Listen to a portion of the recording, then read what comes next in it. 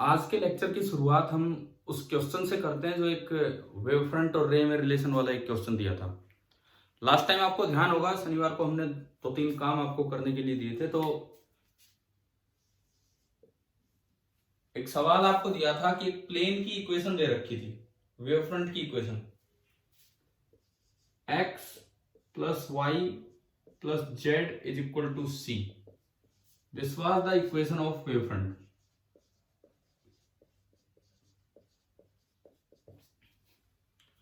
और आपसे ये पूछा था कि इसकी जो लाइट रे होगी उसने कितना एंगल बनाया होगा एक्स एक्सिस के साथ। था ना ये वाला क्वेश्चन। ये इक्वेशन ऑफ वेव फ्रंट है और आपको बताना था कि find the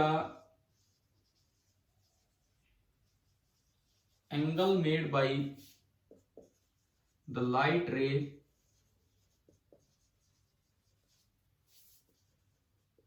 with x axis. बताओ, ये ध्यान आ गया आपको ये वाला सवाल जिसमें ऑप्शन भी दिए थे आपको 0 degree, 45 degree, 90 degree and cos inverse 1/√3। क्या आंसर आया बताओ अगर आपने किया हो तो। Cos inverse 1/3। 1/√3, cos inverse 1/√3। ठीक है आंसर। कैसे आया? डायरेक्शन कोसाइन का यूज करके। देखो सुनो, आगे से ना आप एक चीज याद रखो कि जैसे कभी भी कोई इक्वेशन ऑफ प्लेन दी हो, कोई भी इस तरह की A X plus B Y plus C Z बराबर सम कांस्टेंट, आपको कोई भी एक इक्वेशन ऑफ प्लेन दी गई है A X plus B Y plus C Z बराबर सम कांस्टेंट, और आपको इसके परपेंडिकुलर लाइन बनानी है, इसके परपेंडिकुलर वेक्टर बनाना है, डायरेक्शन देनी है।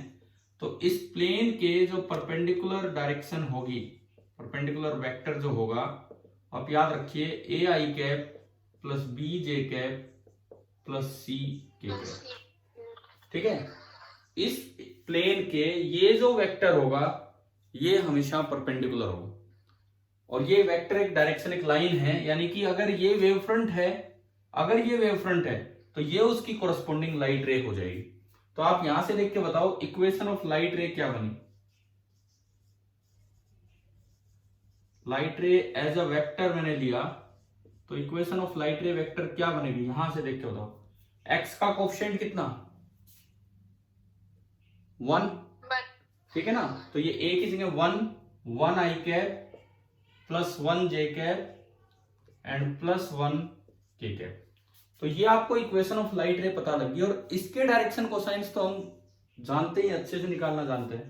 देखो, एक्स एक्सिस के साथ इसने जो एंगल बनाया होता है उसे हम बोलते हैं कोस अल्फा। वाई एक्सिस के साथ इसने जो एंगल बनाया होता है उसे हम बोलते हैं cos beta, and Z axis के साथ इसने जो एंगल बनाया होता है उसे बोलते हैं कोस गामा। कोस अल्फा होता है यहां का कोफिशिएंट, मींस 1 अपॉन पूरा मैग्नीट्यूड। ये भी मैं समझा देता हूं अगर कोई दिक्कत होगी ये कैसे आया है। देखो, कोई भी वेक्टर है, कोई भी वेक्टर है, सपोज कीजिए आपने ऐसे लिख दिया एक्स आई कैप प्लस वाई जे कैप प्लस जेड के कैप। कोई भी वेक्टर आपने इस तरीके से लिख दिया। अब ये जो कंपोनेंट होता है, this component is r cos alpha, where alpha is the angle made by r vector with x axis. This component is r cos beta and this component is r cos gamma. और cos alpha cos beta cos gamma होते हैं direction cosine. तो r cos alpha को आप x लिखोगे तो वहां से cos अल्फा कितना आ गया, x बाई r। x मतलब ये कोफिशिएंट और r मतलब इसका मैग्नीट्यूड। तो इसका कोफिशिएंट तो 1 है और पूरे का मैग्नीट्यूड है √1² प्लस 1² प्लस 1², यानी कि √3। ऐसी कोस बीटा भी हो जाएगा 1/√3 एंड कोस गामा भी हो जाएगा 1/√3। तो जो एक्स एक्सिस के साथ एंगल है alpha, that is coming out to be cos inverse of 1/√3। आप बताओ ये वाला क्वेश्चन समझ में आ गया? वेव फ्रंट और वेव रे में क्या रिलेशन है उससे? Yes sir. अब देखो, अगर मैं इसी में थोड़ा बदलाव करके दूं, थोड़ा सा चेंज करके, सपोज ये दिया जाता 2x plus y plus 3z बराबर कांस्टेंट, और अब पूछे कि भाई इसकी जो लाइट रे है उसने एक्स एक्सिस के साथ कितना एंगल बनाया है।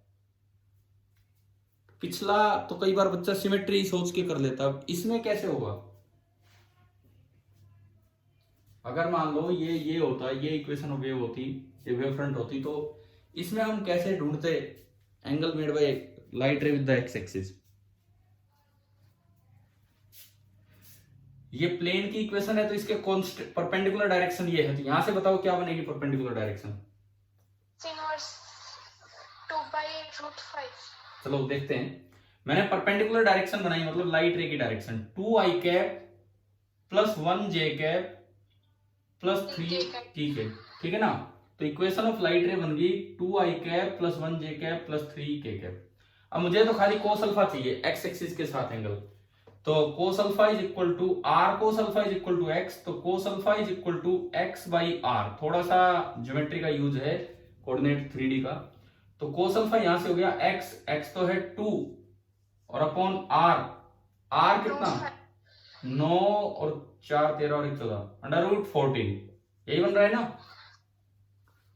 ठीक है, तो अगर आप अल्फा लिखें तो वो लिखा जाएगा cos inverse of 2 upon under root 14। Yes sir. मतलब अब ये वाले सारे सवाल हो जाएंगे जो वेव फ्रंट और वेव में रिलेशन वाले जो क्वेश्चन है। Yes sir. इसके अलावा कल जो एक और क्वेश्चन लिया था हमने, वो ये था कि लाइट वेव एक्स एक्सिस के अलोंग चल रही है, तो उसकी वेव फ्रंट की इक्वेशन क्या हो सकती है? दिया था ना एक सवाल इससे पहले, एक क्वेश्चन दिया था कि लाइट रे is travelling along x axis, तो वेव फ्रंट की इक्वेशन क्या हो सकती है? वैक्यूम में लाइट रे चल रही है एक्स एक्सिस के अलोंग, तो वेव फ्रंट की इक्वेशन क्या हो सकती है? तो उसमें आपको ना वेव की इक्वेशन दी थी, लाइट रे की इक्वेशन दी थी, और रे की जो डायरेक्शन है that was simply given to be i cap. Ray की जो डायरेक्शन थी वो आपको केवल और केवल आई कैप दे रखी थी इस तरह से। अब देखो मैं डायरेक्ट क्या सिखा रहा हूं आपको, कल वाला क्वेश्चन इस तरीके से रिपीट करवा रहा हूं। क्वेश्चन हमारा ये था, दूसरा जो सवाल जो कल पहले दिया था कि रे इज ट्रेवलिंग अलोंग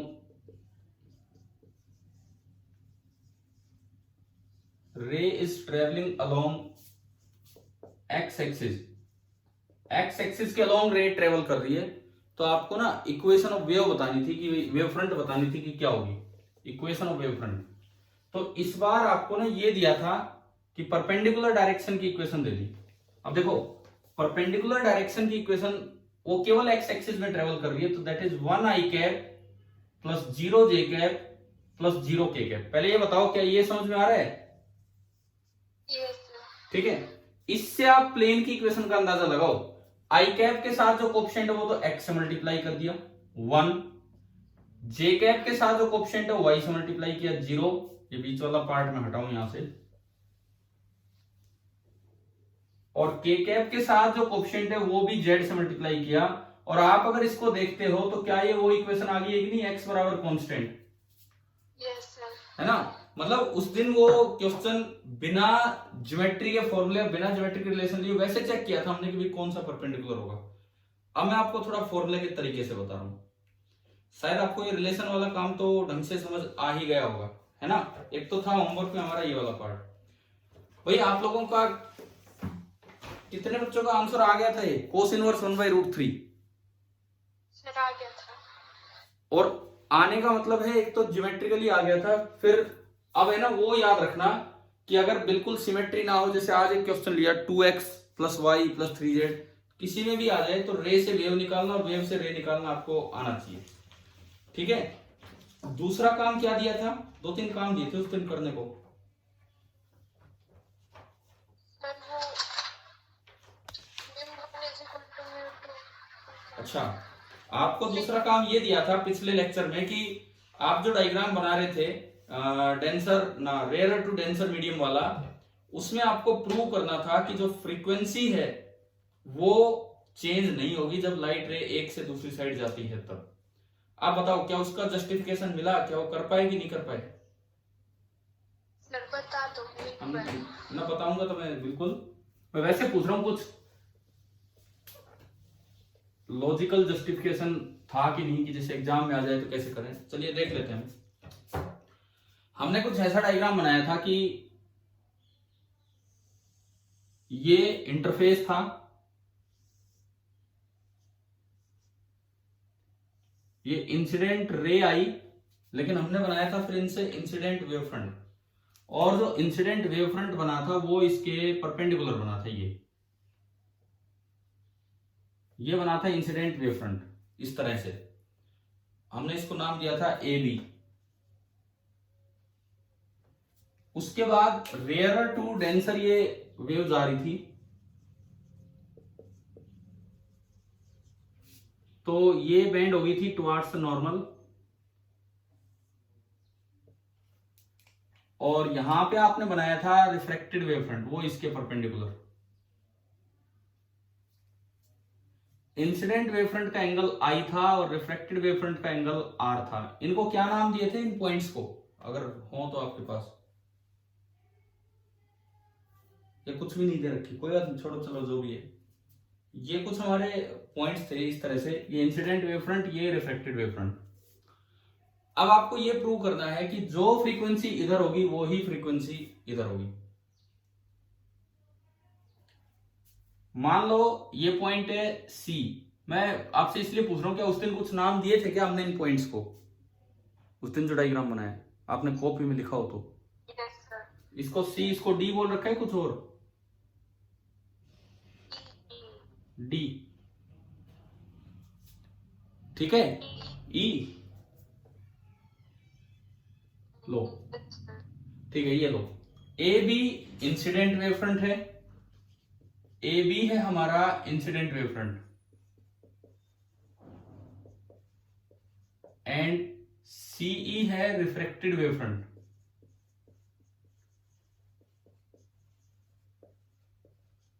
इस मीडियम में स्पीड है v1 और इस मीडियम में स्पीड है v2, और रेयर मीडियम में स्पीड ज्यादा होगी, तो v1 is greater than v2। अब जो हम एक्सप्लेन करना चाह रहे हैं वो ये एक्सप्लेन करना चाह रहे हैं कि ν1 इज इक्वल टू ν2। ये वाला पॉइंट हम एक्सप्लेन करना चाह रहे हैं अपने वेव फ्रंट डायग्राम से। एक बात बताओ, ए और बी में फेज डिफरेंस कितना होगा? बताओ इसको, डायग्राम को देख के ए और बी में फेज डिफरेंस कितना होगा?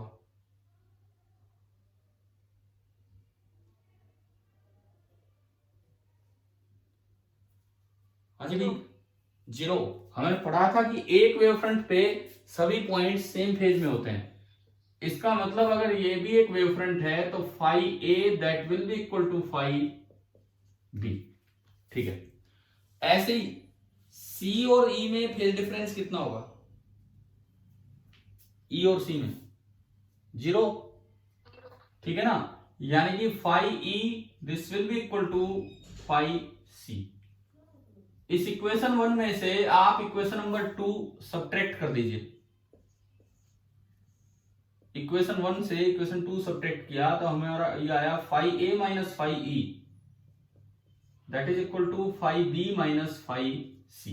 मतलब जितना फेज डिफरेंस ए से ई तक है उतना ही फेज डिफरेंस बी से सी तक है। अब वो तो कितना भी हो सकता है, मैं एक स्पेशल केस ले रहा हूं, late phi A minus phi E B 2 पाई। 2 पाई का मतलब है कंप्लीट वेव का फेज डिफरेंस है, कंप्लीट वेव का।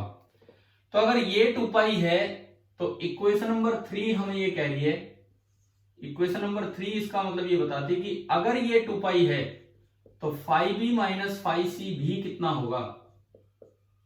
2 पाई। समझ में आ रहा है?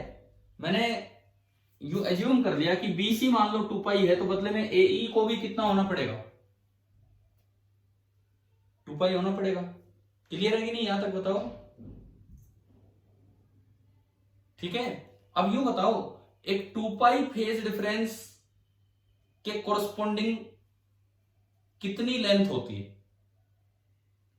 एक वेव कितना चले कि फेज डिफरेंस 2 पाई का हो जाए, ये आप बताओ। एक वेव कितना चले कि फेज डिफरेंस 2 पाई का हो जाए? अगर वेव आधी चलती है तो फेज डिफरेंस पाई का क्रिएट करती है, पूरी चलती है तो फेज डिफरेंस 2 पाई का क्रिएट करती है। यानी कि अगर एक वेव लैम्डा डिस्टेंस कवर करती है तो वो कितना फेज डिफरेंस क्रिएट कर देती है, 2 पाई का। क्या ये बात समझ आ रही है, ये वाली बात वेव की? बताओ, मैं दोबारा बोलता हूं, अगर एक वेव आधी चलती है तो इसका मतलब उसने कितना फेज डिफरेंस क्रिएट कर दिया, पाई का। अगर एक वेव कंप्लीट चल लेती है तो इसका मतलब उसने कंप्लीट 2 पाई का फेज डिफरेंस कर दिया और दोबारा से एक नया फेज स्टार्ट हो रहा है वही। ठीक है, इसका मतलब ये है कि अगर आपने a माइनस ई फेज को 2 पाई माना है तो इसका मतलब ये हुआ कि आप ए ई लेंथ को लैम्डा मान रहे हैं, और b माइनस सी फेज को 2 पाई माना, इससे हो गया ये, तो इसका मतलब बी सी लेंथ भी लैम्डा है। लेकिन मीडियम अलग अलग हैं, तो क्या लैम्डा सेम होगा डिफरेंट होगा वेवलेंथ? डिफरेंट। डेंसर मीडियम में वेवलेंथ कम हो जाती है, रेयर मीडियम में वेवलेंथ ज्यादा। तो बीसी तो मीडियम नंबर 1 में है, तो ये मैंने लैम्डा 1 माना और ये मैंने माना लैम्डा 2। एक बार दोबारा से सुनो क्या है, क्या मतलब है इस बात का। ए बी इंसिडेंट वेवफ्रंट है एट टी इक्वल टू 0 और ये सीई रिफ्रैक्टेड वेवफ्रंट बनता है एट टी इक्वल टू टॉ, ये बना आपका। तो इसका ये मतलब है कि जितनी देर में वेव भाई टो टाइम यहां से यहां आने में लगा और टो टाइम यहां से यहां आने में लगा, लेकिन जितना फेज डिफरेंस इसने क्रिएट किया उतना ही इसने क्रिएट किया। तो मैंने माना कि अगर इसने पूरा 2 पाई का फेज डिफरेंस क्रिएट कर दिया तो यहां भी 2 पाई का हो गया। मतलब क्या कि अगर इसकी एक वेव कंप्लीट हुई है, तभी 2 पाई का फेज डिफरेंस होगा। तो इतनी देर में इसकी भी एक ही वेव कंप्लीट हुई होगी, लेकिन यहां वेवलेंथ कम होगी, वहां वेवलेंथ ज्यादा है। यहां वेवलेंथ कम है क्योंकि डेंसर मीडियम है, वहां वेवलेंथ ज्यादा है क्योंकि वो रेयर मीडियम है। लेकिन अगर ये 2 पाई का फेज डिफरेंस है तो ये भी 2 पाई है। मतलब अगर उसने अपनी एक वेव कंप्लीट कर ली है तो इसने भी अपनी एक वेव कंप्लीट कर ली। मतलब ये हुआ कि अगर ये लेंथ लैम्डा 1 है तो बदले में ये जो लेंथ होगी, ये लेंथ आपकी कितनी होगी, लैम्डा 2। अगर ये पॉइंट नहीं क्लियर हुआ हो तो एक बार फिर से मैं समझाऊंगा, आप बताओ ये क्लियर हुआ है कि नहीं, क्या मतलब है? देखो यस सर का मतलब भी मेरी समझ में नहीं आया। अब सुनो, एक बार मैं फिर बता रहा हूं, इधर सुन लीजिए। ये एक वेवफ्रंट है t इक्वल टू 0, यानी कि ये दोनों सेम फेज में है t इक्वल टू 0 पे। बाद में ये एक वेवफ्रंट बना t equal to tau time पे, यानी कि ये दोनों भी सेम फेज में है। इसका मतलब जितना फेज चेंज यहां से यहां आने में हुआ उतना ही फेज चेंज इसका हुआ है। और फिर मैंने माना कि let this phase change be 2 pi, so this phase change is also equal to 2 pi. और 2 पाई फेज चेंज करने के लिए वेव को एक कंप्लीट वेवलेंथ आगे बढ़ना होता है। तो इधर वेव बढ़ी लैम्डा 1, तो बदले में इधर वेव को अपनी वेवलेंथ चलना होगा इस मीडियम में, और वो चली लैम्डा 2। तो मुझे ये पता लग गया, this implies if AE length, or you can say if BC length is lambda 1, then AE length is lambda 2। अगर BC length lambda 1 है तो ये AE length भी कितनी हो जाएगी, lambda 2। ये हमने फेज डिफरेंस वाले तरीकों से बता दिया। अब मैं AE और BC लेंथ की तरफ चलता हूं। कल के तरीके से कैसे लिखती है आपने, जब स्नेल्स लॉ प्रूव किया था, तब जब आपने स्नेल्स लॉ प्रूव किया था, इधर स्पीड कितनी है लाइट की इस मीडियम में, v1, यहां से यहां जाने में लाइट को टाइम लगा टो, तो ये लेंथ कितनी कवर होगी BC, v1 इंटू टो। जो BC है that is equal to v1 into tau, and AE similarly AE क्या होगा आपका, v2 इंटू टो। तो मैंने वैल्यूज पुट कर दी, तो lambda 1 is equal to v1 into tau and lambda 2 is equal to v2 into tau. And यहां से टो आया लैम्डा 1 बाई v1, एंड यहां से टो की वैल्यू आ रही है लैम्डा 2 बाई v2। दोनों ही टाइम है तो दोनों को इक्वेट कर दो, तो ये आपका बना lambda 1 by v1 is equal to lambda 2 by v2। अब बताओ फ्रीक्वेंसी, वेवलेंथ और स्पीड में क्या रिलेशन होता है? फ्रीक्वेंसी, वेवलेंथ और स्पीड में lambda is equal to v by nu. ये तो बड़ा जनरल सा रिलेशन है जो 9वीं क्लास में आ जाता है, lambda is equal to v by nu. तो यहां से अगर मैं लैम्डा बाई v देखता हूं, लैम्डा बाई v, तो मैं उसको 1 बाई न्यू लिख सकता हूं। ठीक है, तो लैम्डा 1/v1 तो बन गया 1/ν1 एंड लैम्डा 2/v2 बन गया 1/ν2. So this implies ν1 is equal to ν2. ये आपका प्रूफ था. अभी बताओ ये वाला प्रूफ समझ आया कि नहीं आया, कैसे हुआ है बोलिए. वेवफ्रंट थ्योरी से एग्जाम में ये प्रूव करवाना आ सकता है कि फ्रीक्वेंसी सेम होगी. आप क्वालिटेटिवली बोल के आ सकते हो. क्वालिटेटिवली तो ऐसे बोल दो कि भाई वो तो सोर्स पे डिपेंड करती है, जो सोर्स की फ्रीक्वेंसी है, हमने ईएम वेव में पढ़ा, जो सोर्स की फ्रीक्वेंसी है वही दोनों की फ्रीक्वेंसी होगी. लेकिन नहीं, वहां अलग से लिखा होगा पेपर में कि भाई वेवफ्रंट थ्योरी से आप क्लियर करो. तो वेवफ्रंट थ्योरी से तो आपको ये समझा के आना पड़ेगा ढंग से, कैसे है कैसे नहीं. बताओ अभी समझ आ गया कि नहीं. Yes sir. ठीक है. और इसमें जो बीच में एक एक्स्ट्रा पॉइंट यूज हुआ है कि ये अगर 2 पाई है तो ये लैम्डा है. यहां से एक और रिजल्ट हम निकालते हैं कि relation between phase difference and path difference. यहीं से एक अच्छा सा पॉइंट बनेगा जो आगे काम आएगा पूरे इंटरफेरेंस में, डिफ्रैक्शन में, इनमें.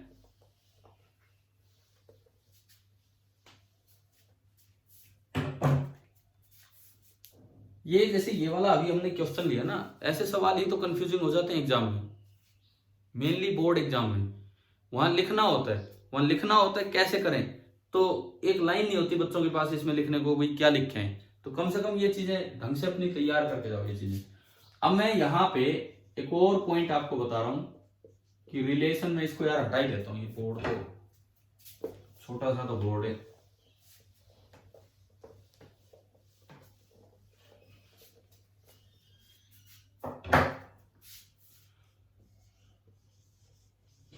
Relation between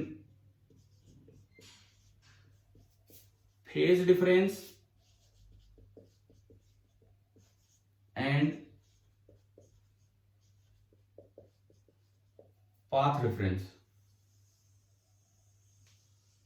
relation between phase difference and path difference. अभी अभी हमने देखा, यूज भी कर लिया इस चीज को, कि अगर दो पॉइंट्स के बीच में वेव ने 2 पाई का फेज डिफरेंस क्रिएट कर दिया तो पाथ डिफरेंस कितना है वहां से लेके वहां तक. पाथ डिफरेंस कितना है, लैम्डा, है ना. अभी तो बताया. देखो अब इसको ढंग से सीखिए ये चीज. ये मान लो कोई मीडियम है,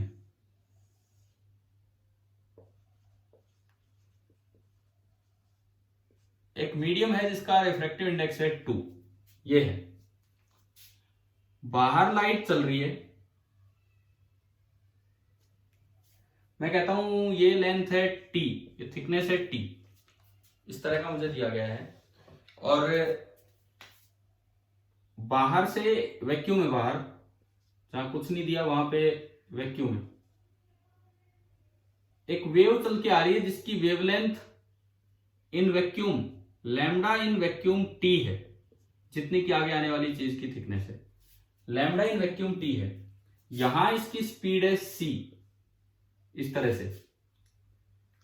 तो आप यूं बताओ, जब ये मीडियम में जाएगी तो इसकी स्पीड कितनी हो जानी है. हाँ, v कितनी हो जानी है in terms of c. In terms of c v कितना हो जाना है बताओ, रिफ्रैक्टिव इंडेक्स का यूज करके. हाँ, रिफ्रैक्टिव इंडेक्स 2 होने का मतलब है कि उसकी जो स्पीड है वो आपकी c/2 हो जानी है. तो यहां जब इस मीडियम में लाइट चलेगी तो उसकी स्पीड हो जाएगी c/2. अच्छा, वेवलेंथ भी आधी हो जाएगी अगर रिफ्रैक्टिव इंडेक्स 2 है तो, क्योंकि फ्रीक्वेंसी सेम रहनी है. तो t/2 तक एक वेव कंप्लीट हो जानी है. ये मैं कहूं कि ये लेंथ अगर t/2 है, ये लेंथ भी t/2 है, तो इतनी t लेंथ में इस बार ना 2 वेव आ जाएंगी. इस बार 2 वेव आ जाएंगी इस t लेंथ में, और ये लो यहां तक. ठीक है. एंड देन मैंने कहा कि फिर दोबारा ये बाहर निकलेगी तो इसकी स्पीड कितनी हो जाएगी c. एंड अगेन ये खुल के चलने लगी, और वैसे ही एक वेव और बनी यहां तक आते आते, और ये लेंथ फिर से t, इसकी वेवलेंथ है t, ये लेंथ भी है t. अब देखो, total length covered by the wave from point x to point y. बताओ total length covered by the wave कितनी है from point x to point y? 3T। अब ये 3T नहीं है, 3T नहीं है, यही हमें सीखना है यहां पे। आपने क्या देखा? ज्योमेट्रिकल लेंथ देखा। देखो मैं देख रहा हूं फ्रॉम एक्स टू वाई, आपने केवल देख लिया ज्योमेट्रिकल पाथ लेंथ, आपने केवल ज्योमेट्रिकल पाथ लेंथ देख ली और वो ज्योमेट्री से आपने बोल दी कि वो 3T है। असल में वेव कितनी कंप्लीट होगी यहां? That is called optical path length. Optical path length सुनो, ये T वेवलेंथ इसकी T है, चलाए T/2 है, लेकिन एक कंप्लीट वेव होने पे कितना फेज डिफरेंस क्रिएट हो जाता है? 2 पाई का। तो यहां से यहां भी फेज डिफरेंस 2 पाई का हो गया। मतलब दिस इज इक्वलेंट टू कि जैसे वैक्यूम में आपने T चला दी, this is again equivalent to कि जैसे वैक्यूम में आपने T चला दी। तो T plus T plus T plus T कितना हो गया टोटल पाथ लेंथ? 4T। अब इसको देखने का तरीका सुनो क्या है। इसको लिखने का तरीका है लेंथ इन वैक्यूम, एक तो वैक्यूम में कितनी लेंथ चली वो, plus refractive index times length in medium, refractive index times length in medium. एक बड़ा अच्छा सा कॉन्सेप्ट हम साथ में ले रहे हैं। यहां पे वेव में चलना है तो ऐसे ही देखना होगा, इसको ज्योमेट्रिकली नहीं देखना। अब देखो लेंथ इन वैक्यूम कितना है, एक्स से लेके वाई तक, वैक्यूम में टी तो ये रहा और टी ये रहा, तो लेंथ इन वैक्यूम तो टी प्लस टी। मीडियम में लेंथ तो टी है, लेंथ तो टी है, लेकिन ऑप्टिकल लेंथ उसका n टाइम्स हो जाएगा। समझ में आ रहा है? Optical length in a medium is refractive index times it's geometrical length. तो यहां ज्योमेट्रिकल लेंथ तो t है, परंतु ऑप्टिकल लेंथ कितनी काउंट हुई है? 2 से मल्टीप्लाई कर दो, कितनी काउंट होगी? 2t। तो इस वजह से ये जो लेंथ है ये है 4t। पहली बात तो ये बताओ क्या ज्योमेट्रिकल और ऑप्टिकल पाथ लेंथ में डिफरेंस आया क्या? समझ क्या होता है? Yes sir. ठीक है। अब मैं फेज डिफरेंस की बात करूं, यहां से लेके यहां तक फेज डिफरेंस कितना है? यहां से लेके यहां तक 2 पाई, फिर यहां से लेके यहां तक 2 पाई, यहां से यहां तक 2 पाई और यहां से यहां तक 2 पाई।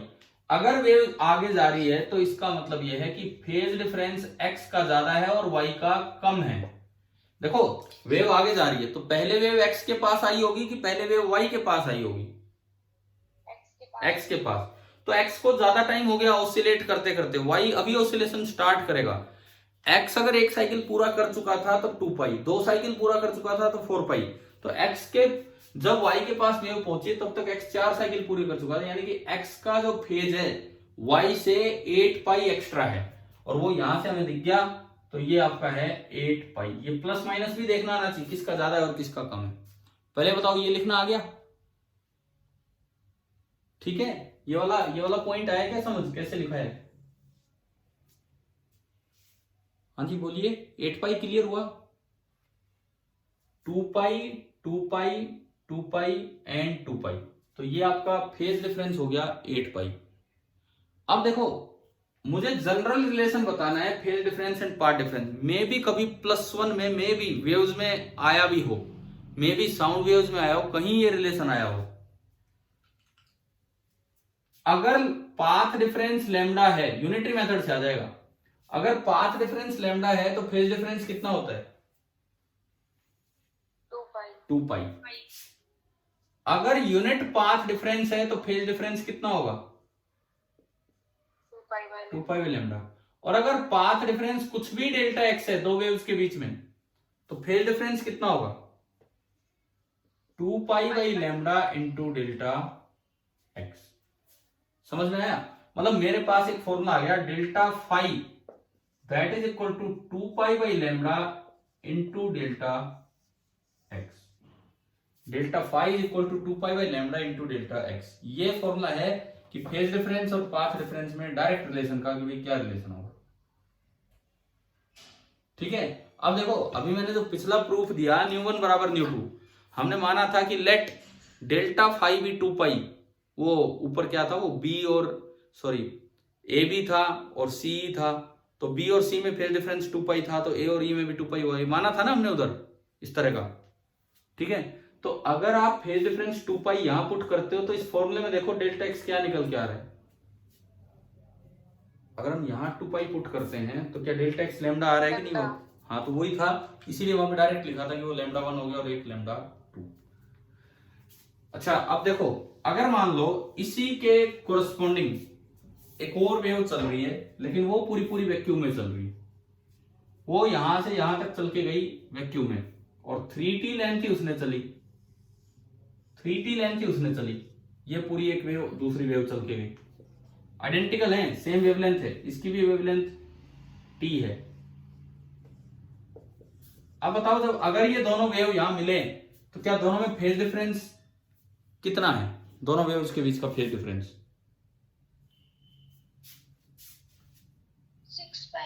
6 पाई नहीं 2 पाई। देखो मैं कह रहा हूं ऊपर वाली वेव और नीचे वाली वेव में अगर मैं फेज डिफरेंस पूछता हूं तो दोनों x से स्टार्ट हुई, वहां फेज का डिफरेंस 8 पाई का जनरेट हुआ और यहां फेज का डिफरेंस 6 पाई का जनरेट होगा। अगर मैं यहां देखता हूं तो फेज का डिफरेंस 6 पाई का जनरेट होगा, तो इन दोनों y के बीच में फेज डिफरेंस कितना है अगर ये दो वेव यहां मिलती है तो 2 पाई का। ठीक है, मतलब एक पॉइंट ये क्लियर होना चाहिए कि ज्योमेट्रिकल लेंथ एक अलग चीज है और ऑप्टिकल पाथ लेंथ एक अलग चीज है, और हमारे काम की होगी ऑप्टिकल पाथ लेंथ, ना कि ज्योमेट्रिकल पाथ लेंथ। और उसको याद रखना इतना आसान है, जब भी कोई वेव मीडियम में चले, अगर वो t लेंथ चली है मीडियम में और n उसका रिफ्रैक्टिव इंडेक्स को आप म्यू से भी रिप्रेजेंट कर सकते हो, n उसका रिफ्रैक्टिव इंडेक्स है, तो वैक्यूम में वो लेंथ इक्विवेलेंट है कितने पार्ट के इक्विवेलेंट है वो n इंटू टी। ठीक है, एक और चीज सुनो,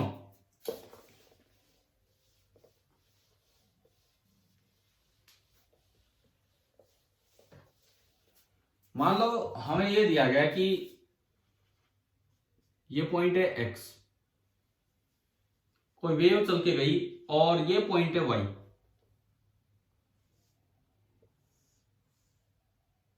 और बीच में एक मीडियम है जिसकी थिकनेस है t और ये पूरी लेंथ है d।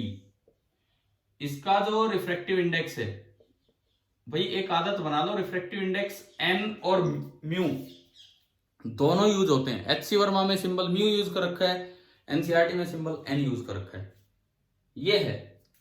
अब आप बताओ ऑप्टिकल पाथ लेंथ कितनी है इस वेव की, जो यहां से चल के गई है, उसकी ऑप्टिकल पाथ लेंथ आपको बतानी है कितनी होगी।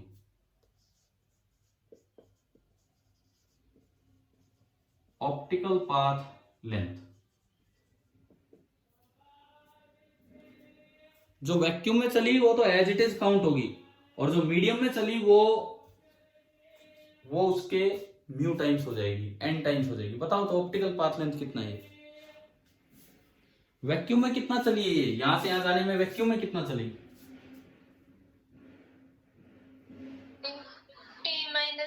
d minus T. ये मैं इसीलिए पूछ रहा हूं क्योंकि बच्चे t घटाना ही भूल जाते हैं। अब प्लस मीडियम में जो चली उसको वैक्यूम में कन्वर्ट कर लो, मीडियम में जो चली म्यू इंटू टी या n इंटू टी। अब इसके बाद फेज डिफरेंस लिखा जाता है कैसे? मान लो इस वेव की अब आपने पूरा वैक्यूम में कन्वर्ट कर दिया और लैम्डा वैक्यूम आपको पता है, भाई यहां जो लैम्डा यूज करेंगे वो लैम्डा वैक्यूम का है, ये जो लैम्डा है ये वैक्यूम का है, क्योंकि आप जो पाथ डिफरेंस लिख रहे हो कंप्लीट आप वैक्यूम में कन्वर्ट करके लिख लेते हो। अब हमारे काम का होता है फेज डिफरेंस, तो जो फेज डिफरेंस होगा वो लिखा जाएगा 2 pi upon lambda in vacuum into path difference, और पाथ डिफरेंस है d plus mu minus 1 into T और d plus n minus 1 into T. बताओ एक से दूसरी जगह कोई वेव चल के जा रही है, कैसे उसका पाथ डिफरेंस लिखा जाएगा, ये समझ आ रहा है कि नहीं? ठीक है, क्वेश्चन में ये सारी बातें आगे के लिए चल रही है, अब इंटरफेरेंस और उन सब में काम आएगा। इसीलिए मैं कह रहा था कि वेव ऑप्टिक्स में अच्छा चैप्टर है, थोड़ा ज्यादा ध्यान रखना पड़ता है चीजों का। क्वेश्चन में आपको इस बात का ध्यान रखना पड़ेगा कि वेव की वेवलेंथ वैक्यूम में दी है या वेव की वेवलेंथ मीडियम में दी है, क्योंकि हम तो जो आदत बना लेते हैं लैम्डा वैक्यूम वाली लेने की आदत बना लेते हैं। इन केस अगर क्वेश्चन में वेवलेंथ मीडियम में भी दे रखी हो ना, तो आप उसे भी वैक्यूम में कन्वर्ट कर लो भाई। Lambda in any medium that is equal to lambda in vacuum divided by refractive index. वो यहां म्यू ले रखा है तो म्यू। अगर मान लो किसी सवाल में आपने ये सब कन्वर्ट कर दिया, वैक्यूम में पाथ बना दिया और फिर ये लगा दिया, लेकिन वहां पता लगा कि लैम्डा दे रखा था मीडियम में, तो गलत हो जाएगा। एक स्टेप और बढ़ा लेना आपको। क्या? अगर लैम्डा मीडियम में दे रखा था तो पहले वहां से लैम्डा वैक्यूम निकाल लोगे। समझ गए हो क्या? ठीक है, पहले वहां से लैम्डा वैक्यूम निकाल के और फिर ये मल्टीप्लाई होगा म्यू इंटू लैम्डा मीडियम, तब बनेगा लैम्डा वैक्यूम, और ये फिर वैक्यूम में पूरा ये बन जाएगा इस तरह से। तो आप बताओ, दो पॉइंट्स के बीच फेज डिफरेंस लिखना सीख लिया कि नहीं? हाँ भाई बच्चों, क्लियर है कि नहीं बताओ? फेज डिफरेंस लिखना दो पॉइंट्स के बीच। ये आखिरी पॉइंट समझ आया? लास्ट पॉइंट जो मैंने बताया अभी, लास्ट पॉइंट। कई बार क्या होता है क्वेश्चन में आप ये सब कन्वर्ट कर लेते हो, एयर में कन्वर्ट कर दोगे और इसी तरीके से करके और 2 पाई बाय लैम्डा इनटू या फेज डिफरेंस निकाल दोगे, परंतु सवाल में लैम्डा वैक्यूम में ना देके मीडियम में दे रखा होता है। तो ऐसे क्वेश्चन में आपको क्या करना है, अगर आपने सब कुछ वैक्यूम में कन्वर्ट कर लिया तो उस लैम्डा को भी वैक्यूम में कन्वर्ट करना है और तब फेज डिफरेंस निकालना है। ये लैम्डा वैक्यूम में लेना अगर पार्ट डिफरेंस वैक्यूम का, और वो कैसे कन्वर्ट होगा, वो इस रिलेशन से कन्वर्ट होगा, थोड़ा म्यू से मल्टीप्लाई करके। चले तो मैं आगे बढ़ूं।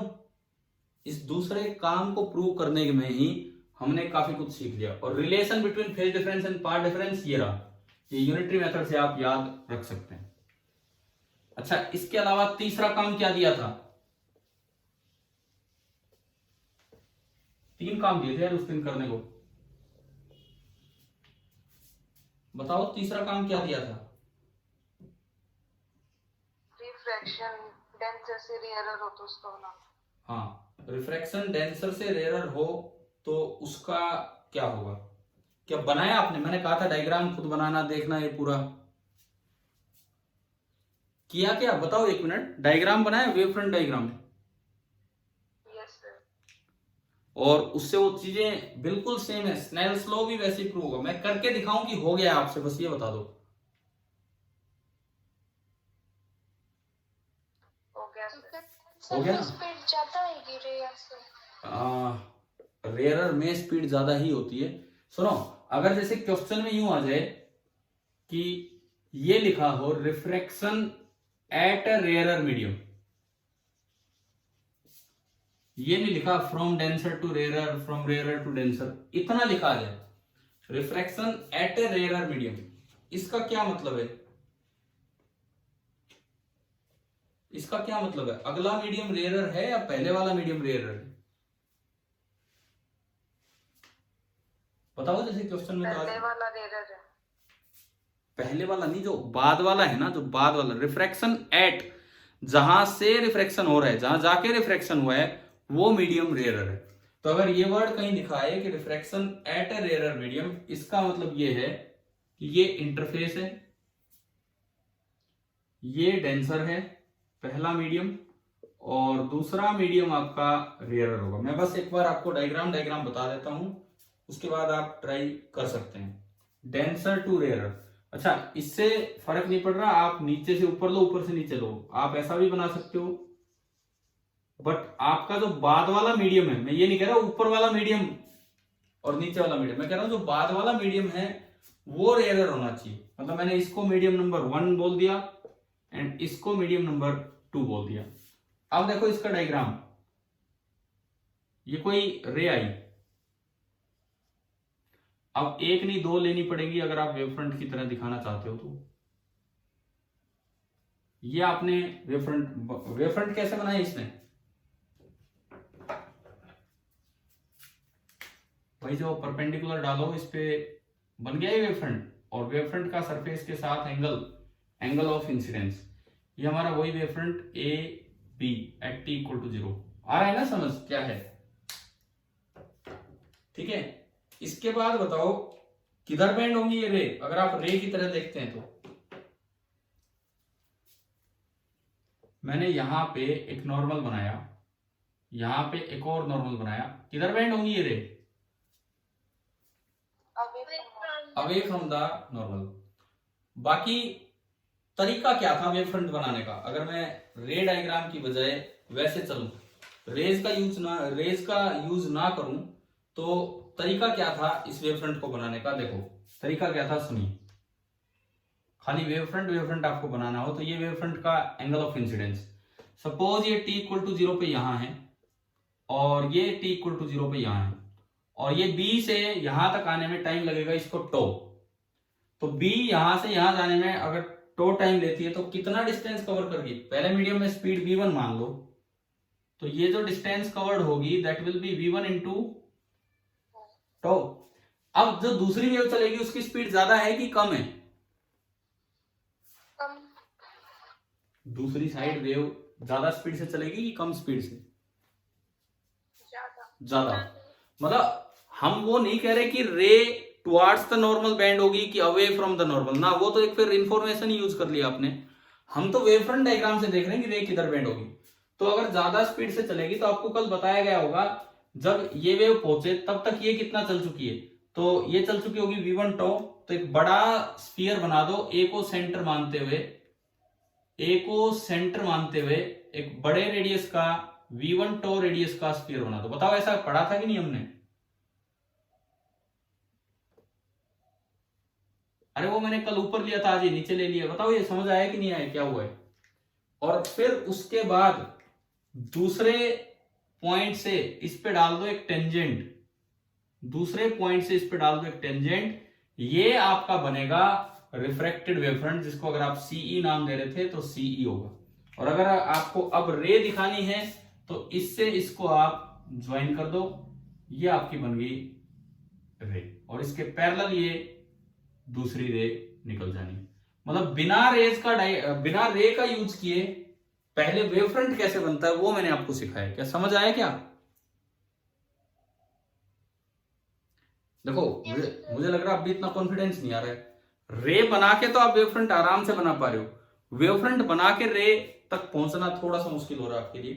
देख लीजिए, एक बार दोबारा से सुन लीजिए भाई, चाहे समय लग जाए इसमें लेकिन ढंग से समझो आप। मान लो मैं दोनों केसेस के केवल डायग्राम बनाना आपको सिखा रहा हूं, बिना रे के डायग्राम कैसे बनाते हैं वेव फ्रंट डायग्राम। एक तो मैंने लिया refraction at a denser medium,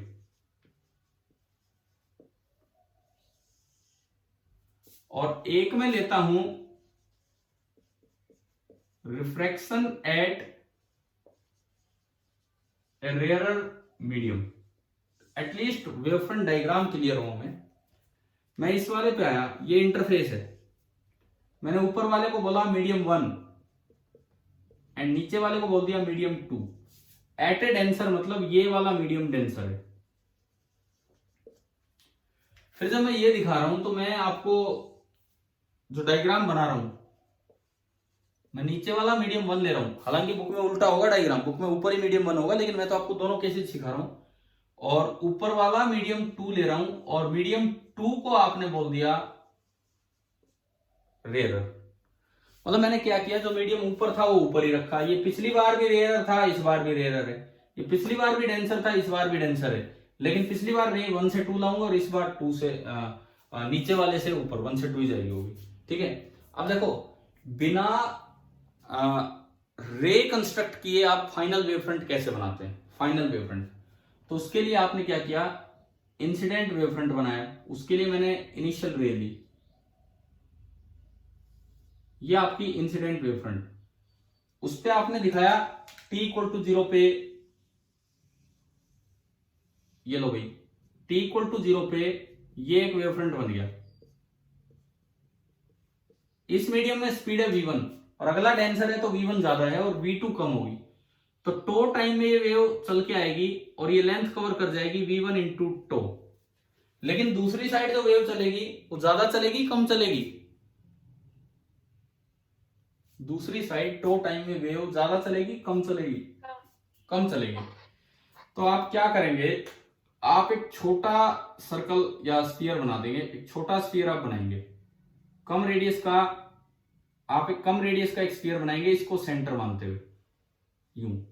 मतलब फाइनल, अगर मैं पहले ही बोल दूं कि यार ये टुवर्ड्स द नॉर्मल बैंड होगी, जैसे कल सिखाया था, फिर बाद में हालांकि ये भी बनाना सिखाया था। तो आप डायरेक्ट ये सीखो ये कैसे बनता है वेव फ्रंट।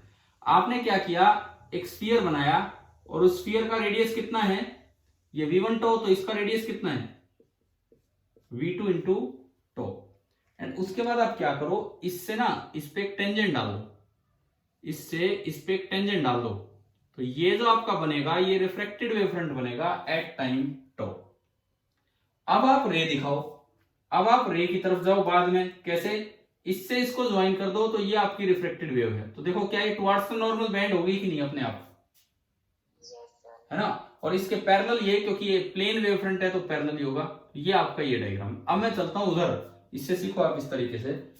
रेज आ रही है डेंसर टू रेयर, मैंने इधर से इधर ली, डेंसर टू रेयर। सपोज मैंने शुरुआती अपनी पैरेलल रे बना ली, क्योंकि हमारे सिलेबस में जो ये एक्सप्लेन करना है वो प्लेन वेव फ्रंट से ही एक्सप्लेन करना है, तो पैरेलल रे लेनी होगी। तो मैंने सबसे पहले एक परपेंडिकुलर डाला और ये मेरा बन गया इंसिडेंट वेव फ्रंट, और इसका एंगल ऑफ इंसिडेंस है आई। यहां एंगल नहीं दिखाया मैंने, इंसिडेंट वेव फ्रंट का सरफेस के साथ एंगल आई और रिफ्लेक्टेड वेव फ्रंट का आर। अब इसमें देखो ये वेव फ्रंट है at time t equal to 0, ये जो वेव फ्रंट बना है this is the wave front at time t equal to 0। ये डेंसर मीडियम है, वो रेयर है। टो टाइम में ये वेव यहां पहुंची तो इसने डिस्टेंस कम चली होगी v1 टाइम, और यहां से जो वेव सेकेंडरी सोर्स है ये चारों तरफ वेव जनरेट करेगा, तो यहां से जो वेव चलेगी वो तेज स्पीड से चल रही है धीरे चल रही है, दूसरे मीडियम में तेज चलेगी। तो एक बड़ा स्फीयर बनाओ, उधर स्पीड ज्यादा है, v2 टो रेडियस का आप एक बड़ा स्फीयर बनाओ, v2 इंटू टो रेडियस का आपने एक बड़ा स्फीयर बना दिया। और रिफ्रैक्टेड वेव फ्रंट दिखाना है बिना रेज बनाए, तो इससे क्या करो, इस पे एक टेंजेंट डाल दो, ये जो बनेगा ना ये आपका रिफ्लेक्टेड वेव फ्रंट होगा, और इसका एंगल जो होगा वो आर होगा। आपको दिख रहा है कि आर बड़ा हो गया है, आर बड़ा हो गया है। रेज की टर्म्स में तो हम कभी से पढ़ते हैं छोटी क्लासेस से भी, लेकिन अब वेव फ्रंट की टर्म्स में भी आ गया, ठीक है। और उसके बाद इसको ज्वाइन कर दो तो ये थोड़ा सा टुवर्ड्स सा नॉर्मल बेंड हो गया है इस तरीके से। अब आप बताओ कि आपको वेव फ्रंट डायग्राम बनाने आ रहे हैं क्या, कैसे वेव फ्रंट डायग्राम बनाने दोनों, ठीक है। सेकंड पे ज्यादा क्यों होगी? सेकंड पे ज्यादा क्यों होगी, क्योंकि दूसरी साइड स्पीड ज्यादा है ना। रेयर मीडियम का क्या मतलब होता है, तो सर ये मीडियम 1 से 2 जा रही है तो कम होगी ना। ना मैंने तो मीडियम 1 चेंज कर दिया, इस बार चेंज कर दिया। ये नीचे कैसा मीडियम था नीचे, अरे 1 और 2 नाम चेंज किए, 1 और 2 नाम चेंज किए बस। देखो नीचे पानी है ऊपर एयर है, नीचे पानी है ऊपर एयर है, यहां भी एयर एंड वाटर, यहां भी एयर एंड वाटर। अब 1 और 2 तो हम अपने हिसाब से बोलते हैं, जिधर से रे चले वो 1 और जिसमें जाए वो 2। पहले एयर से वाटर आ रही थी रे, और अब वाटर से एयर जा रही है। तो जब वाटर से एयर जाएगी तो बताओ वहां स्पीड बढ़ेगी कि कम होगी, बढ़ेगी ना। तो वो मीडियम 2 तो इसलिए बोल दिया गया कि उधर गई है अब रे, इस वजह से। अब आप ये बताओ कि आपको वेव फ्रंट कंस्ट्रक्शन आ गया कि नहीं समझ में, कैसे प्लेन वेव बनेगी, प्लेन वेव फ्रंट, ठीक है। अब दूसरी बात, वो जो दूसरा डायग्राम है ये हमने डेंसर मीडियम वाला तो पूरा पढ़ ही लिया। देखो हम थोड़ा टाइम लगा रहे हैं इस काम में, बिकॉज नया काम है, और इसको यूं ही जल्दबाजी में कर दोगे तो फिर ये आप कतराओगे ये काम करने से कि कैसे करना है कैसे नहीं। अब इसमें जो प्रूफ वगैरह है देखिए किस तरह से है। मान लो प्रूफ में नहीं करवा रहा हूं, आप ही कर देंगे अपने आप। सपोज मैंने एक इंटरफेस लिया, ये एक इंटरफेस है, यहां से रेज आ रही है, ये डेंसर मीडियम है। मैंने कहा कि ये मैं लेके चल रहा हूं रिफ्रैक्शन एट रेयर मीडियम, यानी कि पहले वाला मीडियम डेंसर था, स्पीड v1 कम थी, बाद वाला मीडियम रेयर है और स्पीड v2 ज्यादा है। रे को छोड़ो, टुवर्ड्स द नॉर्मल बैंड होगी, अवे फ्रॉम द नॉर्मल, वो हमें नहीं पता, हम तो वेव फ्रंट की टर्म्स में चले।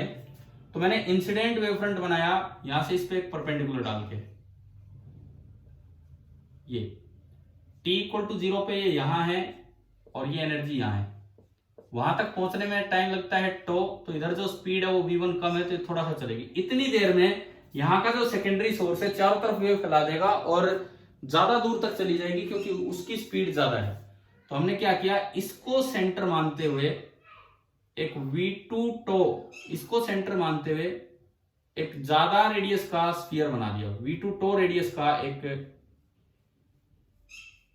स्फीयर बना दिया। क्या समझ आ रहा है क्या किया ये जो अभी समझाया था? ठीक है, अब आपको रिफ्लेक्टेड वेव फ्रंट चाहिए तो आप क्या करेंगे, यहां से इस पे डाल दो एक टेंजेंट, यहां से इस पे डाल दो एक टेंजेंट, तो ये जो बनेगा t equal to tau time का आपका रिफ्रेक्टेड वेव फ्रंट बन जाएगा। अच्छा, जो स्फीयर बनाया था उसका रेडियस आपने लिया था v2 इंटू टो। अब आप रे दिखा दो। रे कैसे दिखाना है, इससे उस पॉइंट को ज्वाइन कर दो। ये थोड़ा सा टेंजेंट और इधर आएगा, स्फीयर में ढंग से बनाता हूं। देखिए ये जो स्फीयर बनेगी,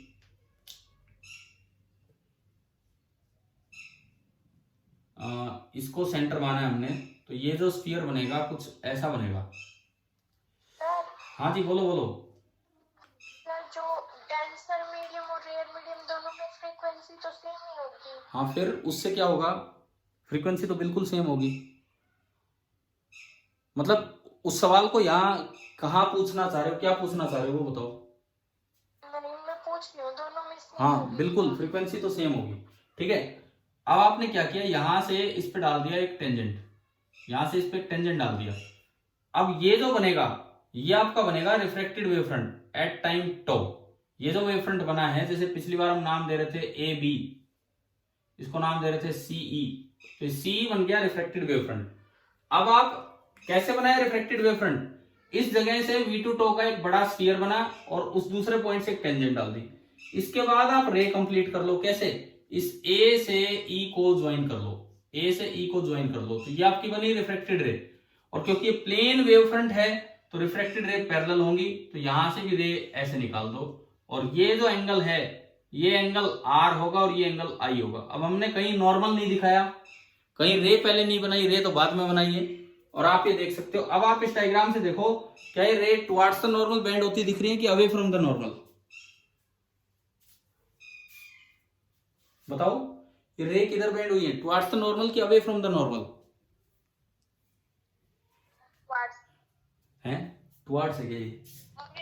अगर मैं नॉर्मल बनाऊं तो ये रे किधर जा रही है, अवे फ्रॉम द नॉर्मल। तो ये तो हुआ डायग्राम तक की बात। अब इसमें अगर प्रूव करना हो स्नेल्स लॉ, तो वही सेम तरीका है। यहां से साइन आई निकालो, v1 टो अपॉन AC, कल करवाया था ना उसमें प्रूफ, समझ गए हो? बिल्कुल सेम फॉर्मूला है, बिल्कुल सेम तरीका है। यहां से साइन आई निकालो, v1 टो अपॉन AC, ऊपर साइन R निकालो, साइन R ये लेंथ होगी v2 टो, ये उस स्फीयर का रेडियस है, तो perpendicular v2 tau upon hypotenuse AC, इन दोनों को डिवाइड कर दो और फिर C से मल्टीप्लाई कर लो, क्या वो आ जाएगा स्नेल्स लॉ की फॉर्म। ठीक है, दूसरी बात, फ्रीक्वेंसी सेम है इधर और इधर, ये प्रूव करना हो इस डायग्राम में तो भी वही है। ये दोनों सेम फेज में हैं तो फाई ए बराबर फाई बी, ये दोनों भी एक वेवफ्रंट पे है तो फाई ई बराबर फाई सी, दोनों को घटा दो तो phi A minus phi E बराबर phi B minus phi C. Let phi B minus phi C is lambda, ना सॉरी 2 पाई। तो अगर ये 2 पाई है तो वो भी 2 पाई होगा, ये अगर 2 पाई है तो वो भी 2 पाई होगा, यानी कि अगर ये लैम्डा 1 है तो वो लैम्डा 2 होगा। और जैसे वो प्रूव किया था पीछे वाला, सेम वैसे ही आप ये वाला प्रूव कर देंगे। बताओ, ये समझ आ गया? ठीक है, तो मतलब रिफ्रैक्शन तो आपका आप कर लोगे अब इससे। अच्छा, इसमें ये सुनो, पिछली बार मुझे ध्यान दिया मैंने क्या बोला था वहां पे पिछले डायग्राम में, आपका मीडियम फर्स्ट ये है, तो फाई बी माइनस फाई सी को आप पहले लिख लिया करो। लेट, तो वो फ्रीक्वेंसी वाला प्रूव करते हो, let phi B minus phi C is 2 pi. तो अगर ये 2 पाई है तो वो भी 2 पाई होगा, फाई ए माइनस फाई ई भी 2 पाई हो जाएगा। हो सकता है, मुझे जहां तक याद आ रहा है मैंने पिछली बार ना पहले यूं लिखा था कि let phi A minus phi E is 2 pi, ये लिखा था हमने पहले, और फिर बोला था कि then phi B minus phi C भी 2 पाई होगा। ज्यादा अच्छा होता है पहले मीडियम 1 का लिख लिया करो कि मीडियम 1 में ये है, तो अगर ये 2 पाई है तो मीडियम 2 का भी आपका 2 पाई होगा। इस तरीके से आप ये लिख सकते हैं। ठीक है, चलो अब ये तो आ गया क्लियर समझ में। अब इसके बाद लेते हैं रिफ्लेक्शन। वेवफ्रंट थ्योरी से रिफ्लेक्शन।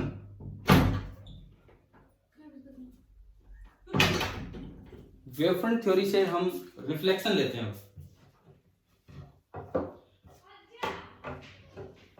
भाई रिफ्लेक्शन में कुछ कॉन्फिडेंस आया है कि नहीं, कुछ कर लोगे वेवफ्रंट से, ये इस तरह के टॉपिक्स।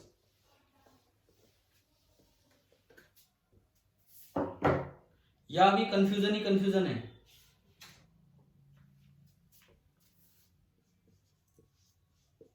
अब जो हमारा अगला टॉपिक है that is reflection of plane wave, मतलब plane wave front by a plane surface. Reflection of a plane wave by a plane surface, ये हमें देखना है अगला काम। देखो पहले डायग्राम और फिर लॉ ऑफ रिफ्लेक्शन, दो बातें हैं। ये कोई प्लेन सरफेस है, प्लेन मिरर है, क्योंकि मुझे रिफ्लेक्शन करवाना है। ये एक प्लेन मिरर है और इस पे प्लेन वेव आनी है, प्लेन वेव फ्रंट आना है। मतलब क्या, कैसी रेज आनी होंगी? पैरेलल रेज आनी होंगी, समझ गए हो ना? प्लेन वेव का मतलब है कि प्लेन वेव फ्रंट आना है, इसका मतलब जो आने वाली रेज होंगी वो बिल्कुल पैरेलल होंगी। बताओ समझ आ रहा है कि नहीं? तो हमने क्या किया, एक प्लेन वेव फ्रंट इंसिडेंट कर दिया। ये लो, मान लो इंसिडेंट वेव फ्रंट मैं बनाऊं, अगर ऐसे ही हम बनाते हैं, ये एक परपेंडिकुलर डाला, इसको ए नाम दिया, इसको बी नाम दिया, t इक्वल टू 0 पे ये वेव फ्रंट है, t इक्वल टू 0 पे, और इस मीडियम में स्पीड है v। अब v1 v2 बोलने की तो जरूरत ही नहीं है, एक ही मीडियम है तो उसमें आपका जो स्पीड है वो v है। अच्छा, इन टर्म्स ऑफ रेज अगर आप दिखाते ना, चलो पहले मैं वेव फ्रंट की बात करूं, तो ये वेव फ्रंट का सरफेस के साथ जो एंगल होगा that is angle of incidence. Wave front से एंगल ऑफ इंसिडेंस समझ आ रहा है कैसे बनाए? ठीक है, अगर आप नॉर्मल बना के दिखाते तो एंगल ऑफ इंसिडेंस कौन सा दिखाते हैं? अगर नॉर्मल बना के दिखाते तो ये जो एंगल होता है ये एंगल ऑफ इंसिडेंस होता है, और वेव फ्रंट बना के दिखाते हैं तो ये एंगल ऑफ इंसिडेंस, और दोनों बिल्कुल सेम होते हैं। ये हमने आपको पहले पढ़ाया था, ठीक है। अब आप ये बताओ रिफ्लेक्टेड वेव फ्रंट कैसे बनाए हम? वो जिसको हम नाम सीई देते हैं, वो सीई कैसे बनाए रिफ्लेक्टेड वेव फ्रंट? जैसे रिफ्लेक्टेड बनाया वैसे ही रिफ्लेक्टेड वेव फ्रंट बनाने का तरीका क्या है? ये मान लो ये वाला हिस्सा, बनाएंगे। हाँ बिल्कुल सही। वो स्फीयर कहां से बनाए? ए से बनाए कि बी से बनाए? अब ए से, ए जो पॉइंट पहले यहां आ चुका है उससे स्फीयर बनाएंगे। अच्छा, टो टाइम में ये कितना कवर कर चुका होगा? v इंटू टो टाइम में ये हिस्सा यहां पहुंच गया सी पॉइंट पे, v इंटू टो। लेकिन वो वेव भी तो इधर ही है, तो उसकी स्पीड भी कितनी रहेगी रिफ्लेक्ट होने के बाद? v ही रहनी है। तो टो टाइम में जो स्फीयर बनेगा, यहां ए से जो सेकेंडरी डिस्टरबेंस स्टार्ट होंगी हर तरफ, कितना डिस्टेंस कवर कर चुकी होंगी वो इसी मीडियम में टो टाइम में? बताओ। v into tau. तो हमें ए को सेंटर मानते हुए एक स्फीयर बनाना पड़ेगा जिसका रेडियस इतना ही होगा। ए को सेंटर मानते हुए एक, देखो यार थोड़ी ज्योमेट्रिकल कंस्ट्रक्शंस हैं इनमें, फिगर्स में। ए को सेंटर मानते हुए ये है यहां पे एक v इंटू टो रेडियस का आपने एक स्फीयर बना दिया। कोशिश की मैंने v टो रेडियस का स्फीयर बनाने की। दिस इज ए, इसको नाम वेव फ्रंट देते हैं कि वेवलेट देते हैं? क्या बोलते हैं इसको? वेवलेट। ये सेकेंडरी वेवलेट हैं जो ए से स्टार्ट हुई हैं, और फिर वेव फ्रंट टेंजेंट डाल के आता है। कुछ याद आ रहा है ना हाइजेन प्रिंसिपल? ठीक है, तो उसी से कंस्ट्रक्शन कर रहे हैं। दिस इज ए स्फीयर, या यूं कहो spherical wavelet of radius v into tau. अब अगर आपको रिफ्लेक्टेड वेव फ्रंट बनाना हो तो C से इस पे क्या डाल दो? एक जी। टेंजेंट। सी से आपने इस पे टेंजेंट डाला और इस पॉइंट को हम नाम दे रहे हैं ई, और सीई का जो एंगल होगा सरफेस के साथ वो आपका क्या होगा, एंगल ऑफ रिफ्लेक्शन। पहली बात तो ये है, अक्सर बच्चे इन डायग्राम्स को रट के जाते हैं, अक्सर वो रे बना के, फाइनल रे बना के फिर बस एक बार स्फीयर सा बना देते हैं। ऐसे नहीं बनते डायग्राम। जो सही तरीका है समझने का वो कैसे बन रहा है वो ये है। अब आप दिखाओ फाइनल रे, इसके बाद आप दिखाओ फाइनल रे। फाइनल रे कैसे बनेगा, फाइनल रे कैसे बनेगी भाई, ये वेव फ्रंट प्लेन है तो फाइनल रेज भी पैरेलल होंगी। तो आप ए से ई को ज्वाइन कर दो, ए से ई को ज्वाइन कर दो, एक रे तो ये गई और दूसरी रे इसके पैरेलल निकाल दो, तो ये आपका सेकंड। बताओ अब डायग्राम कंप्लीट हो गया बिल्कुल, समझ में आ रहा है? ठीक है, अब सुनो, अब सुनो इसमें एक चीज, बच्चे अक्सर करते क्या है इस डायग्राम में, ये स्फीयर तो दिखा के ही नहीं आते हैं, ये स्फीयर तो दिखाते ही नहीं है बच्चे डायग्राम में। जैसा हम जो कॉपी चेक करते हैं जिसमें पता लगता है, जो समझ में आता है, बच्चे करते क्या है, इनिशियल रे बनाते हैं, फाइनल रे बनाते हैं। एक बार शुरू में परपेंडिकुलर डालते हैं, एक बार बाद में परपेंडिकुलर डालते हैं। वो डायग्राम देखते ही चेक करने वाले को समझ में आ जाता है कि भाई इसको वेव फ्रंट डायग्राम नहीं बनाना आता, इसको तो खाली रे डायग्राम बनाना आता है और उससे याद करना आता है कि ये है। आप वहां क्लियरली लिख के आओ कि ड्रॉ अ स्फीयर, एक सेकेंडरी स्फेरिकल वेवलेट आप बनाओ जिसका सेंटर है सेंटर्ड एट ए। उसके बाद draw tangent from C to that sphere and then CE will represent reflected wave front. देखो अगर एग्जाम में चाहे रिफ्लेक्शन का है चाहे रिफ्लेक्शन का है, कोई भी आए, क्या आप ये एक्सप्लेन कर दोगे ढंग से? सर हाँ जी बोलो बोलो बोलो, कुछ पूछ रहे हो क्या? Yes sir. हाँ बोलो तो। सर ये एनसीईआरटी में तो आर्क लगा के दिखा रखी है सर, लेकिन तो मतलब कैसे? कहाँ पे आर्क लगा रखी है? चलो एनसीईआरटी खोलते हैं एक बार, कौन सा, कहाँ पे आर्क दिखा रखी है बताओ। 357 पेज नंबर पे। पेज नंबर 357, पुरानी बुक है क्या आपके पास? नई वाली है। अरे मेरी बुक में भी पेज नंबर 357 है। अच्छा सुनो, मेरी बुक में पेज नंबर 357 पे एक बार सुन लो, ये टॉपिक निकालो आपकी बुक में, कहाँ है? Reflection of a plane wave by, refraction of a plane wave में भी, तो रियल मीडियम में भी। हाँ हाँ, वो क्या है सुनो ना, वो है क्या, वो आर्क नहीं, हमारे काम का वो हिस्सा है, इस स्फीयर का वो हिस्सा है, इसको आप स्फेरिकल आर्क बोल दो जी। मैंने कौन सा पूरा स्फीयर दिखा दिया, मैंने भी थोड़ा ही पार्ट दिखाया, आधा ही स्फीयर दिखाया है। वो आर्क क्या रिप्रेजेंट कर रही है, आप कोई भी डायग्राम देख लो एनसीईआरटी से, वेव फ्रंट कैसे बनेगा आप पढ़ना, लाइन टू लाइन रीडिंग करना, आपको समझ आएगा। ए को सेंटर मानते हुए, इसमें भी और रिफ्लेक्शन में भी, ए को सेंटर मानते हुए एक स्फेरिकल आर्क बनाई गई होगी वी टू टो रेडियस की या वी इंटू टो रेडियस की, और उसके बाद बी पॉइंट से उस आर्क पे क्या डाली गई होगी, टेंजेंट, और वो रिप्रेजेंट कर रहा होगा आपका रिफ्रेक्टेड या रिफ्लेक्टेड वेव फ्रंट। बताओ क्या ऐसा है क्या एनसीईआरटी बुक में? बताओ बताओ, आपके सामने है बुक तो अभी। वो आर्क क्या है, वो यही है भाई, पूरा बोला तो हम भी नहीं बना रहे ना, वो इसी को आर्क बोल रहा है। हम जो स्फीयर बोल रहे हैं वो स्फेरिकल आर्क ही है। ठीक है, आप पढ़ना भाई जरूर। मैं तो ये कहूंगा कि आप लाइन टू लाइन रीडिंग करेंगे तो आपको इतना मजा आएगा आज तो, कि आजकल का मतलब है कि एक एक चीज हमारी कवर हो चुकी होगी और आप पढ़ेंगे तो वहां से समझ में आएगा। कोई पॉइंट ना समझ में आए तो पूछना आप क्या है, ठीक है, बल्कि आपको लिखना और समझ में आ जाएगा कि कैसे लिखने हैं ये चीजें। चलिए देखिए सुनो, ठीक है, आपने एक अच्छी चीज याद दिलाई। मैं आपको आज होमवर्क में ये बुक रीडिंग ही दूंगा 2 पेज के, और कुछ नहीं। इधर सुने, अब आप ये बताओ क्या ये डायग्राम समझ आ गया रिफ्लेक्शन का? Yes sir. ठीक है, रिफ्लेक्शन का ये डायग्राम होने के बाद ये आई और आर एंगल भी आ गए। अच्छा, अगर रे से दिखाओ तो नॉर्मल के साथ ये एंगल आई और ये एंगल आर, ये वही बनते हैं। अब हमें प्रूव करना है कि आई और आर बराबर होंगे। कैसे प्रूव करें? क्या कॉन्ग्रुएंट ट्रायंगल्स दिख रही हैं आपको?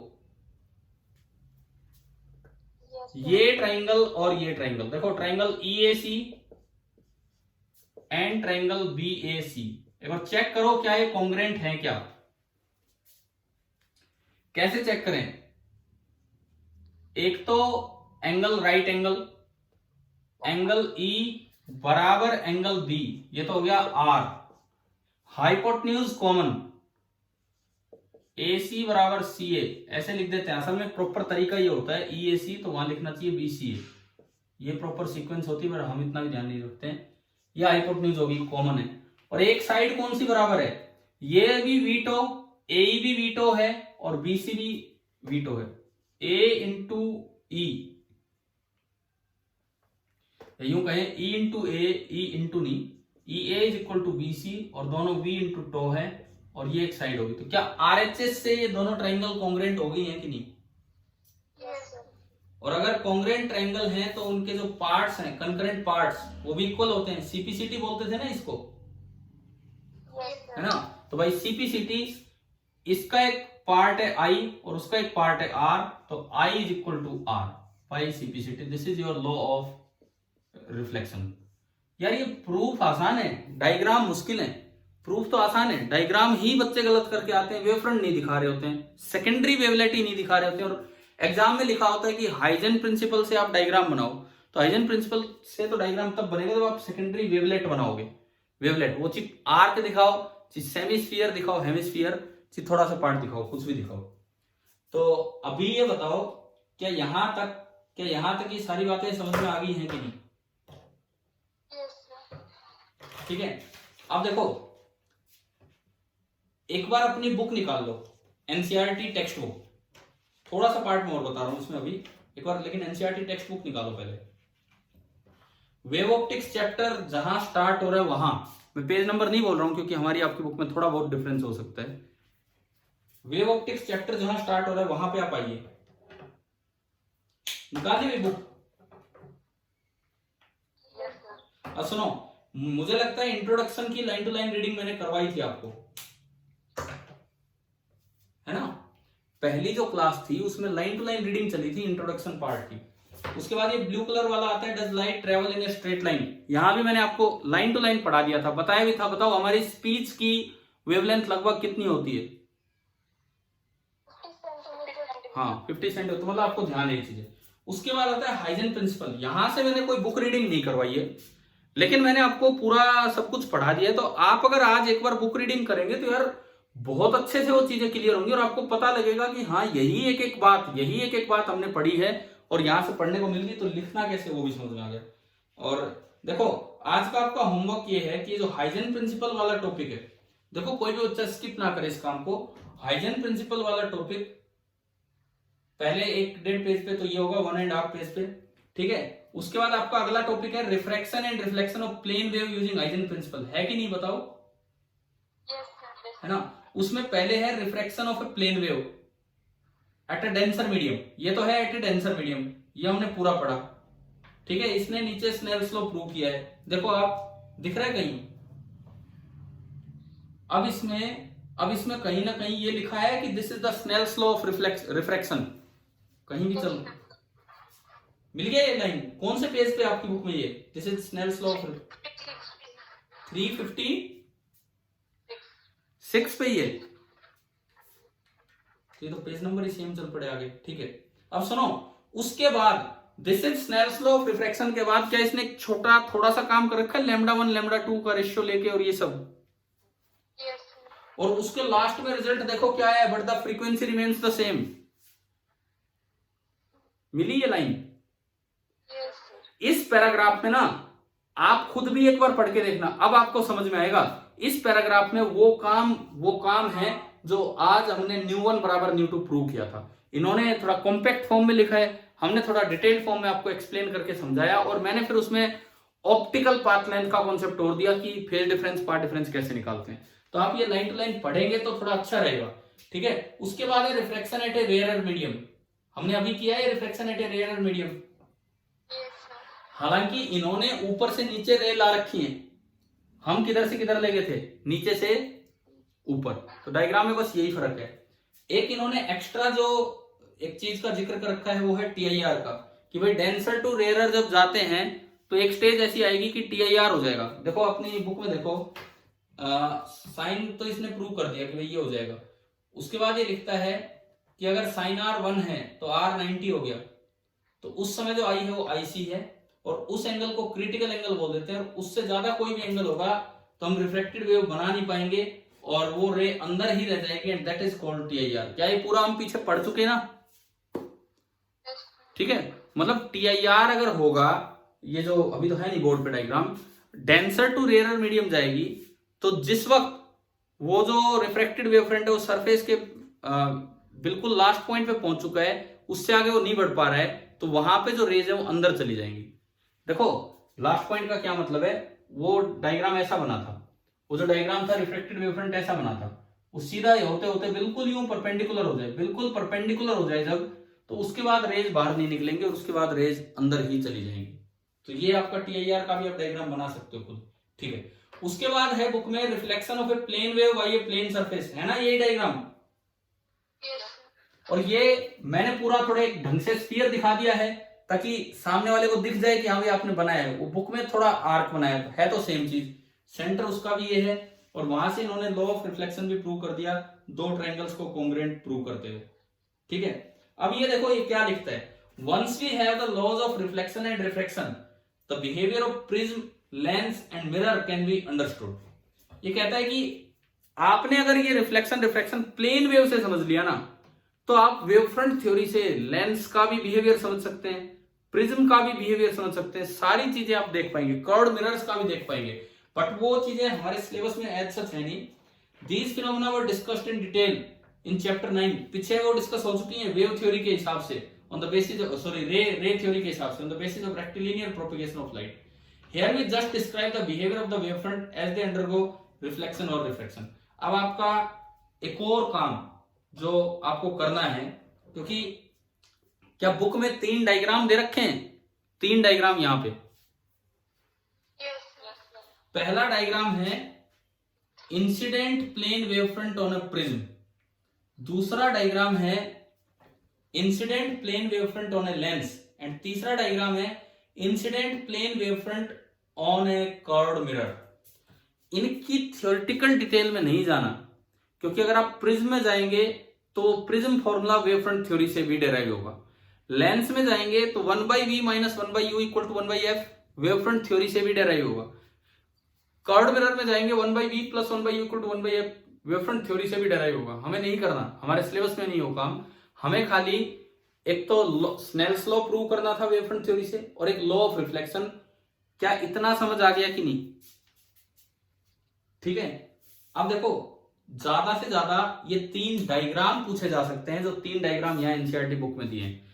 एक बार क्या हुआ था, सीबीएसई अपना एक सैंपल पेपर निकालती है हर साल, पेपर से जस्ट पहले एक सैंपल पेपर, तो फाइनल एग्जाम में तो एक क्वेश्चन नहीं आया, लेकिन सीबीएसई का जो सैंपल पेपर था उसमें 3 डायग्राम मांग रखे थे कि आप एक प्लेन वेव फ्रंट इंसिडेंट करवाओ, एक बार प्रिज्म पे, एक बार लेंस पे, और एक बार कर्व्ड मिरर पे, और उन्होंने कहा था कि रिफ्लेक्टेड या रिफ्रैक्टेड वेव फ्रंट बना के दिखाओ। ये क्वेश्चन था, उसकी थ्योरेटिकल डिटेल में नहीं जाना, प्रूफ कुछ नहीं करना, आपको ना केवल ये डायग्राम जैसे मैंने इनमें सिखाया है, तो आपको ये 3 डायग्राम बना के दिखाने। तो ये काम आप आज का जो होमवर्क होगा आपका, वो यही वाला पार्ट होगा। मैं लिख देता हूं एक बार क्या करना है, नहीं तो आप फिर ट्राई ही नहीं करेंगे ढंग से।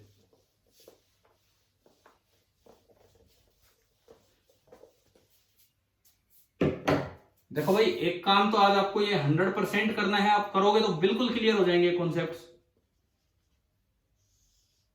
बुक रीडिंग 2 टॉपिक है, एक हाइजेन प्रिंसिपल वाला इंट्रोडक्शन में पढ़ा चुका, और दूसरा है reflection and refraction of plane wave.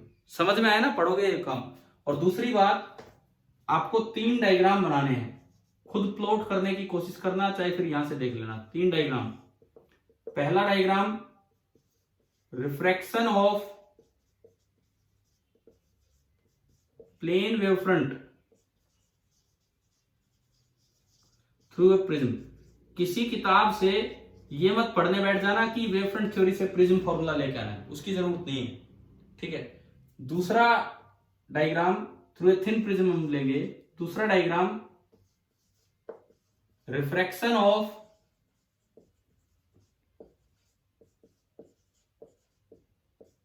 Plane wave front through a thin convex lens। एक जो कॉन्वेक्स लेंस है उसके थ्रू आप लेंगे। और तीसरा, ये थिन और थिक यहां लिखने की जरूरत नहीं है क्योंकि हमारे सिलेबस में खाली थिन लेंसेज है। अगर प्रिज्म की बात करूं तो थिन थिक मेंशन करना पड़ता है, वहां केवल थिन लेंस ही है। और तीसरा आप लेंगे reflection of plane wave front by a concave mirror. और आप इन तीनों में रिफ्लेक्टेड या रिफ्लेक्टेड वेवफ्रंट बनाने की कोशिश करेंगे। जस्ट फॉर डायग्राम प्रैक्टिस ये काम है। हाँ जी बताओ, कर लोगे क्या ये वाला काम यहां तक? ठीक है, बुक की लाइन टू लाइन पढ़ना, अंडरलाइन करना, साइड में गैप है, दोनों साइड मार्जिन है, जो लिखना हो वहां लिखना। ठीक है, तभी जाके वेवफ्रंट वाला, ये वेवफ्रंट वाला पार्ट पूरा होता है हमारे यहाँ पे। अब इसके बाद पार्ट फर्स्ट में हम और क्या पढ़ रहे होंगे? जो पार्ट फर्स्ट है, पार्ट सेकंड तो फिर वो इंटरफेरेंस वाला पार्ट स्टार्ट हो जाएगा। एक और भी टॉपिक मैंने बताया था, बताओ कौन सा बताया था? Doppler effect. तो मैं ये चाहूंगा कि अगर समय हो आपके पास तो साउंड का डॉपलर इफेक्ट पढ़ा था हमने +1 में। एक बार वो रिवाइज करके रखना कॉपी में, यार छोटा सा होगा, 2 पेज में होगा, बड़ा आसान है वो। तो एक बार वो रिवाइज करके रखना ताकि कल जब मैं कुछ बोलूं, वहां से कुछ यूज करूं चीजें तो क्लियर हो। डॉपलर इफेक्ट, साउंड, लाइट दोनों का इंपॉर्टेंट है। दोनों चीजें हमें अच्छे से आनी चाहिए। बोर्ड के सीबीएसई के सिलेबस में अलग से नहीं लिखा होता है डॉपलर इफेक्ट एंड लाइट, परंतु कॉम्पिटिटिव एग्जाम्स में इन पे क्वेश्चन आ जाते हैं क्योंकि ये बुक में दिया हुआ है। ऐसा एक और चीज, डॉपलर इफेक्ट पे जाने से पहले जो हम पढ़ रहे होंगे इसी पे, वेवफ्रंट थ्योरी पे आखिरी काम, वो होगा मेटा मटेरियल। अब ये मेटा मटेरियल्स क्या होते हैं? एक वर्ड में लिख रहा हूं, मैं आपको पहले ही आइडिया दे रहा हूं कि कल की क्लास में शुरुआत में क्या कुछ चलना है। एक तो मेटा मटेरियल चलने हैं, यहां से तो शुरुआत होगी, एंड एक आपका चलना है डॉपलर इफेक्ट, लाइट साउंड दोनों का एक रिवीजन सा हो जाएगा साउंड का, और लाइट में हम ढंग से पढ़ रहे होंगे। तो कल की क्लास में मेन काम यही दोनों पार्ट होंगे, और उसके साथ फिर हम परसों से, मतलब उससे अगले दिन से अपना इंटरफेरेंस वाला पार्ट स्टार्ट करेंगे। ठीक है भाई, बताओ समझ आ गया ये पूरा यहां तक? ठीक है, एक चीज का आश्वासन दो, बुक पढ़ोगे कि नहीं बताओ? बुक की लाइन 2 पेज ही तो हैं, 2-3 पेज। ठीक है, उसी से पता लगेगा, आपको पता लगेगा कितना समझ आ रहा है। अच्छा,